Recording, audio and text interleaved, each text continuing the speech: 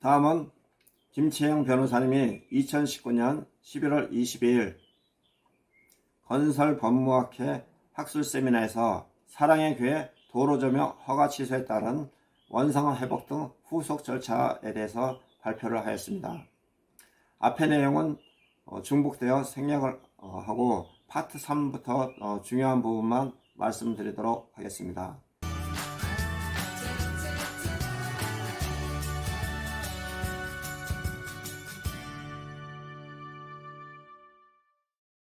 파트 3. 판결 및 도로법 제73조 등의 후속 조치 내용. 도로법 제73조에는 도로 조명 허가를 받아 도로를 조명하는 자는 도로 조명 허가 기간이 끝났거나 제63조 도로 조명 허가의 취소 또는 제96조 법령 위반자 등에 대한 처분에 따라 도로 조명 허가 취소되면 도로를 원상 회복해야 한다. 다만 원상 회복할 수 없거나 원상 회복하는 것이 부적당한 경우에는 그러하지 아니하다로 되어 있습니다. 도로 조명 허가 조건 제5항에는 도로 조명 기간이 만료되었거나 조명을 폐지 또는 허가가 취소되었을 때는 허가받은 자의 부담으로 도로를 원상 회복하여야 하며 원상 회복 전까지는 변상금을 납부하여야 합니다. 다만 원상 회복할 수 없거나 부적당한 경우에는 그러하지 아니합니다. 제6항 조명 기간이 종료된 후에는 조명 구간에 대해 신청자의 부담으로 원상 복구하여야 합니다. 따라서 원상 복구하는 것은 교회 측에서 부담을 하여야 합니다. 허가받은 자는 도로의 조명과 관련하여 발생하는 민형사상의 모든 책임을 져야 합니다. 서초구청의 후속 조치로는 이 사건 도로의 조명을 중지 및 원상 회복 명령을 하거나 그 명령을 이행하지 않았을 경우에는 이행 강제금 부과나 행정 대집행을 할 수 있으며 건축 허가의 일부를 취소 또는 변경하는 등의 조치를 할 수 있고, 이 사건 도로 조명 허가가 유효하게 존재함을 전제로 이루어진 이 사건 건축 허가는 그 법적 사실적 기초를 일부 상실하게 될 수 있습니다. 파트 4. 서초구청의 원상 회복의 명령 가능성. 원상 회복 명령이 불가능 또는 부적당한지 여부. 원상 회복 방법. 이 사건 교회는 지하 1층부터 지하 5층까지는 교회의 본당, 예배당, 영상 예배실, 교리 공부실, 성가대실, 방송실 등의 시설이 있고, 지하 6층부터는 지하 8층까지 주차장, 기계실, 창고, 진입램프 등의 시설이 각 설치되어 있습니다. 다만 후면도로의 8m 쪽에는 지하 1층은 없고 지하 2층서부터 본당이 있습니다. 원상 회복 방법으로는 첫 번째, 경계선 안에 경계시설을 설치하고 그 바깥의 기존 시설을 그대로 둔 채 사용을 하지 않거나, 두 번째 방법은 그 경계선 바깥의 그 빈 공간을 흙으로 메어 복구하는 방법이 있습니다. 또 마지막 세 번째가 가장 중요한데, 경계선 안으로 건물의 외벽을 설치하고 그 바깥 부분의 시설을 철거하고 흙을 충전하는 등으로 복구하는 방법 등이 있습니다. 이행 가부가 여러 가지가 있는데, 다섯 번째 안으로 이 사건 도로 지하 부분에 지상으로부터 지하 6층 내지 지하 8층까지 위치한 주차장으로 진입할 수 있는 주차 램프가 일부 포함되어 설치되어 있어 원상 회복을 하게 되는 경우에는 주차 램프 자체를 철거 및 변경을 해야 합니다. 따라서 지상에서 지하 주차장을 연결하는 통로가 없어지게 되는 결과를 초래하게 되고, 현재의 직선형 주차 램프를 곡선형 주차 램프로 바꾸는 것도 기둥, 메인 트러스, 배관, 설비 등 거의 모든 부분을 새로 공사하여 변경을 해야 한다. 그 공사로 인하여 건물 전체의 안전 및 유지 관리에 매우 심각한 위험을 초래할 수가 있습니다. 여섯 번째 안, 제1심 법원은 조명기간이 10년 이내 조명료는 사실상 연구시설에 해당하고 연구시설인 경우에는 원상회복이 용이하지 않으며 이 사건 지하 부분을 포함한 신축교회 부지 지하에 설치한 본당 등 지하 구조물 설치를 통한 지하의 점유는 그 원상회복이 쉽지 아니할 뿐 아니라 그 유지관리 안전에 상당한 위험과 책임이 수반될 수 있다고 판시하였으며 제2심법원은 예배당, 성가대실, 방송실과 같은 지하 구조물 설치를 통한 지하의 점유는 원상회복이 쉽지 않을 뿐만 아니라 유지관리에 안전에 상당한 위험이 수반된다고 판시하였습니다. 대법원은 원심은 예배당, 성가대실, 방송실과 같은 지하 구조물 설치를 통한 지하의 점유는 원상회복이 쉽지 않을 뿐만 아니라 유지관리 안전에 상당한 위험과 책임이 수반될 수 있다고 판시하였는데 그러한 판단에 법리를 오해한 잘못이 없다라고 하여 위와 같은 원심의 판결 내용을 원용하는 판시를 하였습니다. 8번째 안, 결국 서초구청이 원상회복 명령을 바란다고 하더라도 이 사건 교회가 그 건물의 구조 및 형태에 비춰볼 때 구조상, 안전상 전혀 문제가 없는 상태로 그 명령을 제대로 이행하기는 불가능할 것으로 예상이 됩니다. 교회가 원상회복 명령을 준수하여 그 이행을 한다고 하더라도 나중에 건물에 하자가 발생되거나 안전상의 문제가 발생하는 것은 불가피하고 쉽게 예측이 가능합니다. 따라서 교회의 입장에서는 그러한 상황에 대비하여 서초구청이 행정 대집행을 받는 것이 그 안전사고 발생에 대한 책임을 감면받을 수 있는 방안으로 생각이 됩니다. 파트 5. 원상회복 명령 불이행 시의 조치. 이행 강제금을 부과할 수가 있습니다. 건축법 위반의 경우 그 부과 금액이 과중합니다.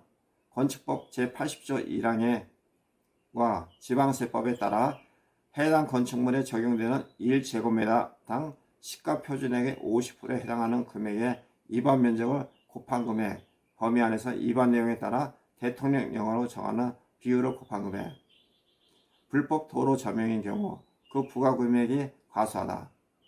도로법 제73조 제1항 명령 불이행 시 50만원, 2항 명령 불이행 시 100만원으로 최대 연 200만원 정도 이행 강제금을 납부하면 됩니다. 행정 대집행 가능 여부, 요건 충족 여부를 봤을 때 이 사건 대집행을 위해서는 그 대상 부분을 인도나 명도 받아야 할 것이므로 인도나 명도 의무의 대체 가능성이 문제가 됩니다. 대체 가능성이 있는 어떤 물건의 인도가 있을 경우 타인으로 하여금 대체물을 급부시키고 의무자로부터 그 대가 상당액의 금원을 징수할 수 있습니다. 두 번째, 요건 충족 여부. 대집행 대상 부분은 행정청의 대집행으로 인하여 그 부분에 대한 소유자의 권리가 소멸되는 것이므로 대집행이 가능할 정도로 특정되어야 하고 집행 의무자가 그 이행 의무 범위를 알 수 있도록 그 위치, 면적 등이 명료하여야 합니다. 대법원도 건물 철거 대집행 목적물은 특정되어야 하고 그 특정 여부는 실제 건물의 위치, 구조, 평수 용도 및 허가 관계 등의 계고서의 표시와 대조 검토하여 대집행 의무자가 그 이행 의무 범위를 알 수 있는지 여부에 의하여 판단할 것이라고 판시하였습니다. 이 사건 교회 건물 중 이 사건 도로 지하 부분에 위치한 건축물은 예배당, 성가대실, 방송실 등과 같은 지하 구조물의 일부를 이루고 있어 특정을 할 수 없고 서초구청은 대집행을 위해 집행 대상 부분에 대하여 법원의 퇴거 및 철거 판결을 별도로 받아야 할 것이나 그 판결을 받는 것도 곤란하다 할 것으로 보입니다. 따라서 법원 판결 전에는 대집행 대상의 특정성과 구체성 충족이 곤란합니다. 주민들의 건축허가 취소를 구할 법률상 이익존부. 이 사건 원고들은 도로 점용 허가 취소가 되었다고 하더라도 그 점용 허가 처분에 기초한 건축 허가 처분이 잔존하는 이상 도로 점용 허가 처분이 취소되었다는 사정만으로 그들의 이익이 침해되는 상태나 침해될 위험이 종료되었거나 이를 시정할 수 있는 단계가 지나버렸다고 단정할 수 없으므로 제소기간 및 제소금지 원칙 등에 걸리지 않는다면 건축허가 취소를 구할 법률상 이익이 있다고 보고 있습니다. 김치영 변호사님의 마지막 결론은 이 사건 도로조명 허가처분 취소 판결의 확정은 원상화 회복 명령 등 후속 조치 의무가 발생이 하고 있습니다. 원상화 회복 명령 가능성은 각 법원이 대동소이한 취지로 판시한 바와 같이 원상화 회복이 부적당하거나 불가능한 상황인 경우에는 그 건축 설계 및 구조에 비추어 보더라도 가능성이 매우 적습니다. 행정 대집행 가능성이 있는가? 위와 같이 원상 회복이 부적당하거나 불가능한 상태이고 그 집행의 선행 조건이 토지나 건물의 인도나 명도가 대체적 자기 의무가 아니고 그 집행 대상의 특정이 곤란하며 그 방치가 심히 공익을 해야 한다고 볼 수 없다는 점 등에 비춰볼 때 그 대집행 실행이 매우 곤란하거나 불가능하다고 보고 있습니다. 따라서 가장 합리적인 해결 방안은 결국 서초구청은 이 사건 교회부지 지하 부분에 설치된 예배당 등의 이용을 허용하고 변상금을 부가처분할 가능성이 크고 그렇게 해결하는 것이 가장 합리적인 방법이라고 하였습니다. 오늘 박성중 전 구청장과 처치타임즈의 김여정님, 김치영 변호사님이 앞서 각각 대안을 말씀하셨는데 제가 최종적으로 정리를 한다고 하면은 제 나름대로 대안을 말씀을 드리도록 하겠습니다. 첫 번째,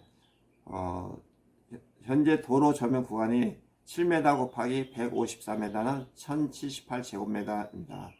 이를 구획하여 메우는 방법은 매우 비합리적입니다.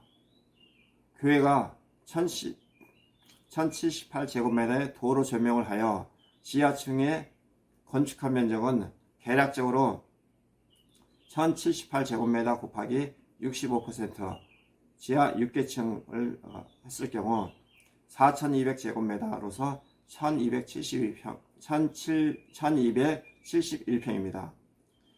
교회가 기부 체납한 도로는 4m 곱하기 154m 616제곱미터입니다. 평수는 186평 정도입니다. 또 남북 통행도로와 어린이집 등 자산가치와 교회가 얻은 지하 건축물 면적의 자산가치를 재산정하는 필요가 있습니다. 원상복구를 이행하지 않았을 경우에 이행강제금은 1078제곱미터 곱하기 100만원으로 10억 7800만원 정도 부가처분을 납부하면 됩니다. 또한 변상금 납부 시에는 도로 전면료 현재 4억원에서 1.2배를 곱할 경우 5억원 정도 부가처분을 납부하면 됩니다. 철거 시 교회에서 기부 체납한 토지 616제곱미터와 남북 통행로, 어린이집 등을 반환 요청할 경우 대략 금액적으로 따지면 한 300억 정도가 됩니다. 이 300억을 교회에서 돌려달라고 했을 경우는 서초 구민의 세금으로 납부를 줘야 됩니다. 교회가 지하층을 메울 경우 300억 내지 400억의 공사 비용이 소요되므로 이에 해당하는 자산가치를 비교하여 일부는 교회 내부에 서초 구민이 사용할 수 있는 독립적 공간을 제공하고 잔여 부분은 인근의 대지를 구입하여 서초구에 기부 체납을 하고 서초구는 구미 커뮤니티 시설을 건축하여 구민이 사용할 수 있도록 한 후 교회가 영구적으로 토지를 사용하면서 교회의 본래 목적으로 사용할 수 있는 방안을 제시합니다. 이상으로 사랑의 교회 대법원의 도로조명 허가 취소 판결에 따른 원상화 회복 상생 방법이 있는가 두 번째 시간에 대해서 말씀드렸습니다. 아직 구독 신청하지 않으신 분은 구독 신청해 주시고 본 내용이 좋다고 생각되시면 좋아요 눌러주시면 감사하겠습니다. 간단한 문의사항은 010-3003-3190 또는 다음 카페에서 야후건축 솔로몬 건설 분쟁연구소 솔로몬 부동산 컨설팅 또는 트위터, 페이스북에서 문의를 주시면 감사하겠습니다. 감사합니다. 다음에 좀 더 나은 내용으로 찾아뵙겠습니다.